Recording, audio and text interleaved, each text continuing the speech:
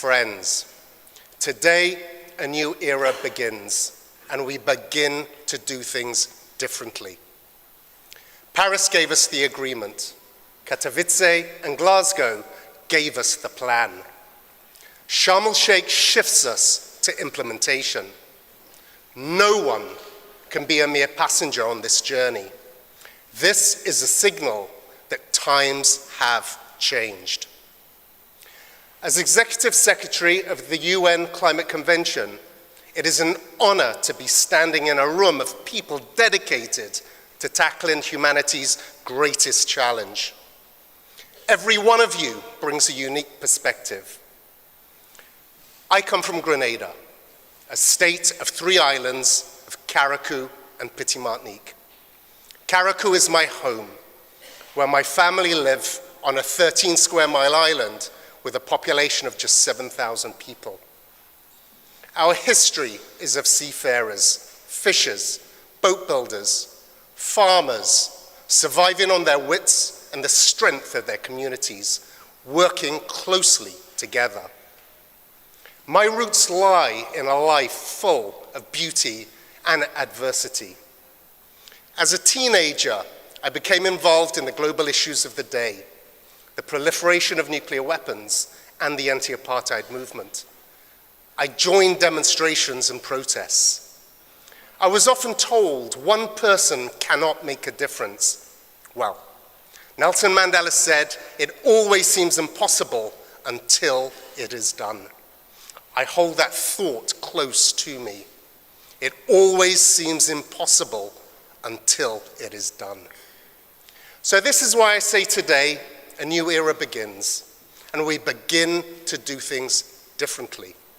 Our actions, be they personal or public, must be aligned with the Paris Agreement and with the Convention.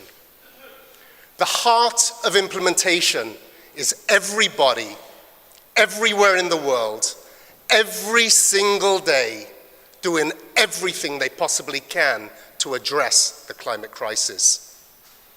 There are those that are going forward further and faster than everyone else. These are examples that must be followed. There are those who just need a nudge into taking further action, to go beyond business as usual. There are others who need support so they are able to do the things they need to do for their countries and communities, specifically highly vulnerable nations. And then there are those who still refuse to act unless others do. They will not be allowed to slow down the collective process. Let's not let positioning block progress. All of us have to do everything we are capable of doing. I want you to focus on 3 critical lines of action. This is what I want you to deliver on. First, we must demonstrate this transformational shift to implementation, putting negotiations into concrete actions. Every corner of human activity must align with our Paris commitment of pursuing efforts to limit temperature rise to 1.5 degrees. Let's be encouraged by the strides that certain sectors are making on this, and let's look closer at how the global financial architecture can be made fit for purpose in line with the Paris commitments.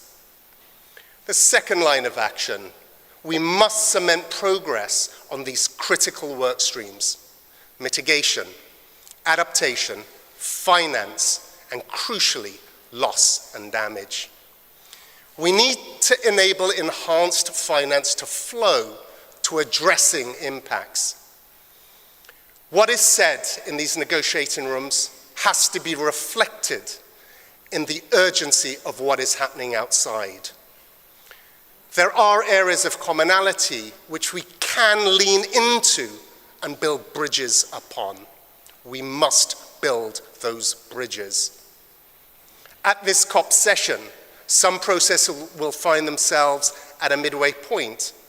Others will be initiated, and there are some that will have to be revisited. Finally, our third line of action. We must enhance the delivery of the principles of transparency and accountability throughout the process. The environmental integrity and the reliability of the commitments made are paramount. I welcome detailed plans on how we deliver what we have promised across finance, adaptation, and mitigation. So here I am now, looking out at 165 countries that are due to be revisiting and strengthening their national pledges this year. I want to take a moment now to recognize the Glasgow Climate Pact. We made this agreement together only last year. I am not in a habit of rescinding on my word. I firmly expect all parties to act the same way.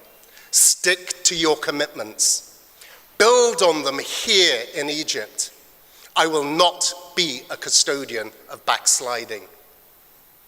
As the world pivots to implementation, women and girls have to be placed at the center of climate decision-making and action. Our COP process has delivered a remarkable transition in the consciousness of humanity, in the timeline of human development. Our minds have moved from researching to understanding and then to agreeing on a plan. To paraphrase the wonderful Nobel Prize-winning Egyptian writer Naguib Mahfouz, you can tell whether a person is clever by their answers. You can tell whether a person is wise by their questions. We have demonstrated the very best in human wisdom by asking the right questions. Now we know what must be done by everybody, everywhere, every single day, doing everything we possibly can. Colleagues, it's time to get to work.